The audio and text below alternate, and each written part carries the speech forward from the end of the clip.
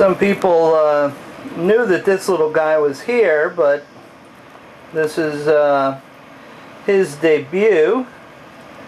Not a common snake at my facility, but the opportunity presented itself, and you don't often see captive hatched mangrove snakes, Boiga dendrophilia. This guy's been hatched and hand raised by my friend John, and I'm going to use him for talks. Yes, he is rear-fanged. Yes, normally mangroves have a very foul disposition, but the fact that he's been hand raised, he hasn't really developed any real foul attributes. Put my hand down here so you can see a size scale. He's just a little tyke.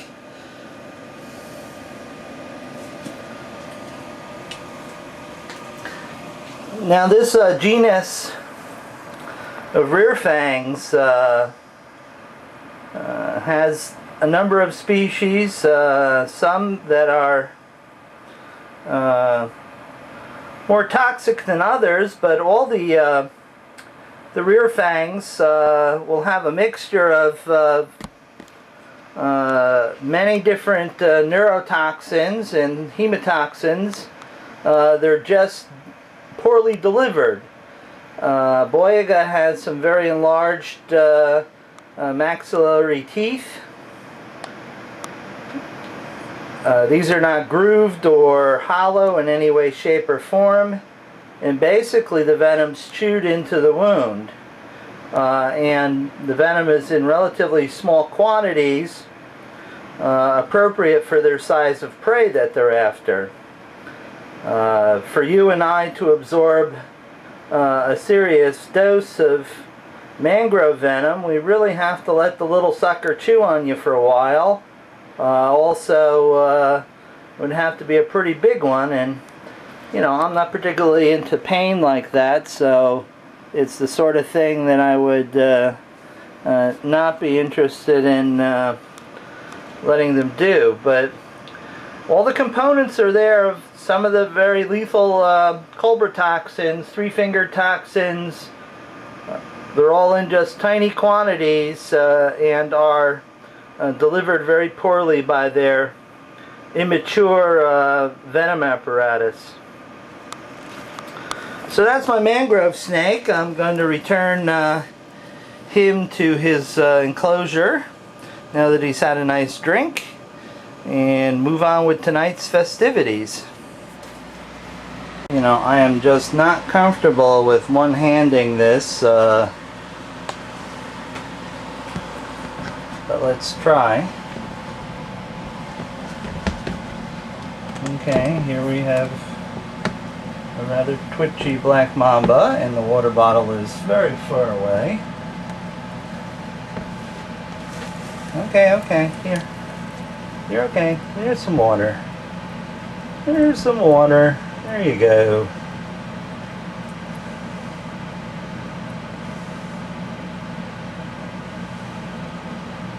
Now, after a while, I'll put a water dish in, but my whole idea is, and I have no clue if it works, it's just the way I do things. Hey, this guy isn't so bad. I'll still bite him if he gets too close, but I'm not going to do anything wacky, because I was real thirsty and he gave me some water.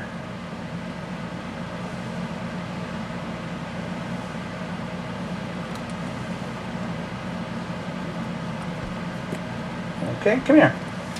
Come here, look towards the camera. Come here. Over here. There you go. There you go.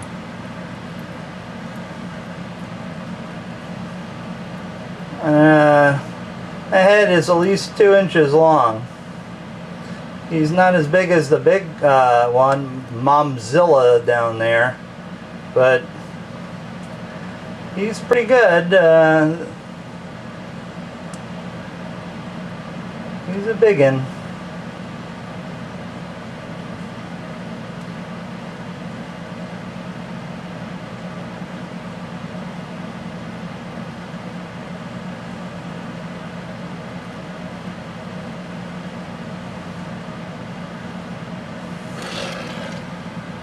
Okay. Disengaging is always the tricky part. Okay, bud, you got some water. That should hold you for a day or so, huh?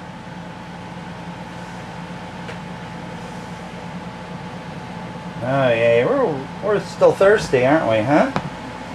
Alright, I'm going to set the camera back down because I need to put a water dish in it. Here, want some more water? There you go.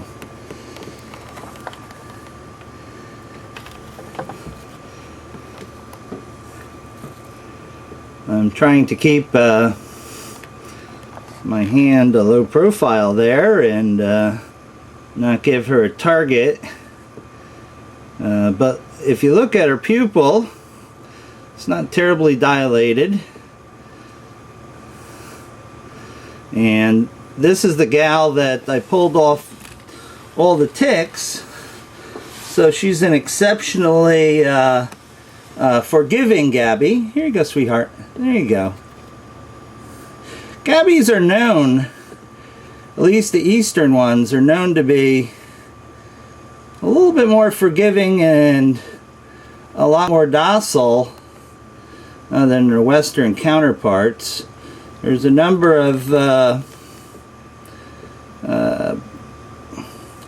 accounts, I guess is the word, of native kids dragging Gabbies into a herpetologist's camp by the tail, and there's certainly many accounts of people free-handling Gabbies, although it's not recommended. She certainly could reach me if she wanted to, but she's a thirsty young lady and definitely interested in water and not conflict. She doesn't feel threatened, although my hand is cramping. Was that good, huh? You like that? Was that a good drink? Yeah, you bet. You want some more? Huh? You want some more? Huh? No? You done? You done? You want some more? No? Okay. Well, how about some food? Huh? Now I see the pupils dilated a little bit. So that's a bit of a warning. I'm laying down on the ground, and from the length of that coil, she could reach out and touch me. So, since she's not interested in drinking at the moment, I'll back off to a safe distance. And that leaves us to water good old Darth back there in the rear of the cage. So was that pretty tasty there, girl? Huh? Alright, well, let's see if we can get some water to Darth.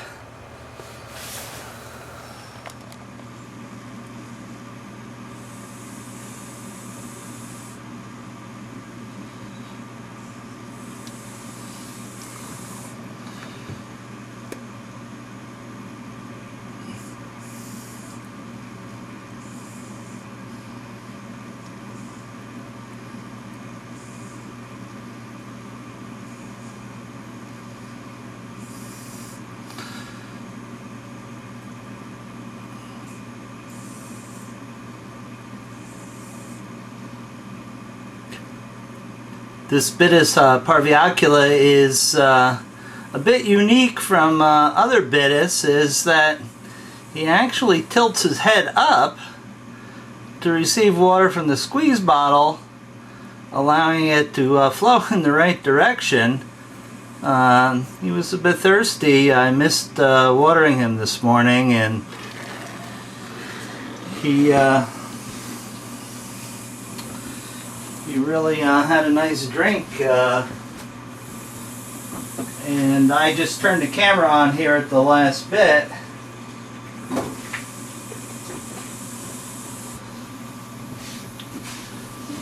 Should have maybe have done that earlier. Hi, bud, you're okay.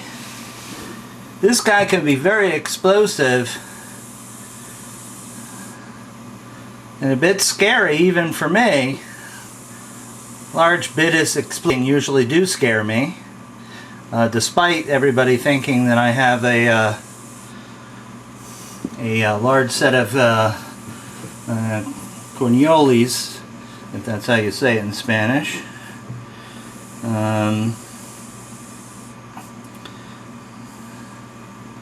I do absolutely respect these guys, and I do respect the power that they have in those glands on their head.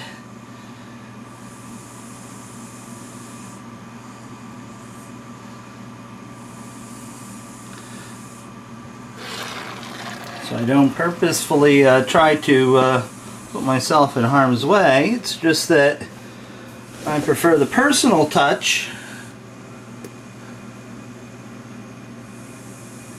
with these guys, and if it's riskier than normal, well, I don't have a problem with that, simply because I think the animal does in some sense realize that this fellow is not necessarily a threat, and he brings me water and food, and yes, he is my captor, but he really doesn't mean me any harm. Well, that's a big drink there, bucko.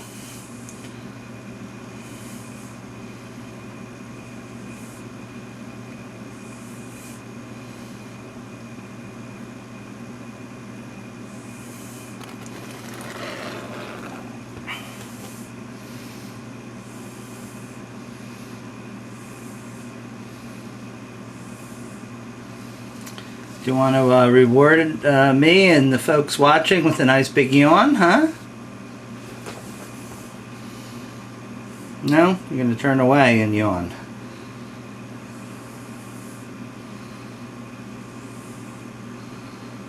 Well, that was a pretty good drink of water, huh?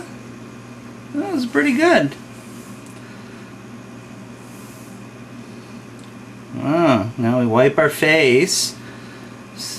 See, my friend, like, showers these guys down, and I don't necessarily think from observation, of course he's more experienced than I am with this species, but from my observation, they don't like to be totally wet down. They like to get their drink, then they wipe their face, they wipe their eyes off, and then do their thing. These guys are very inquisitive. They do like to come out and have a look.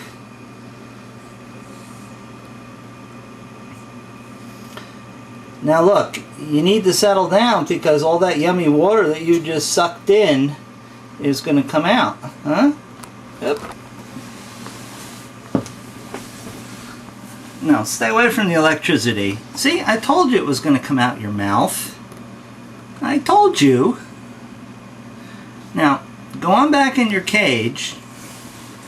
Where's our friendly neighborhood hook? You want some more, huh? Want some more? I'll give you some more if you want more. Why don't you go back in your cage? Go on. There you go. Good guy. Go back in your cage. I know it's nighttime, but it's time for you to, for me anyway, to go off and do some other things. Okay, bud, there you go. You got a nice drink. Woohoo!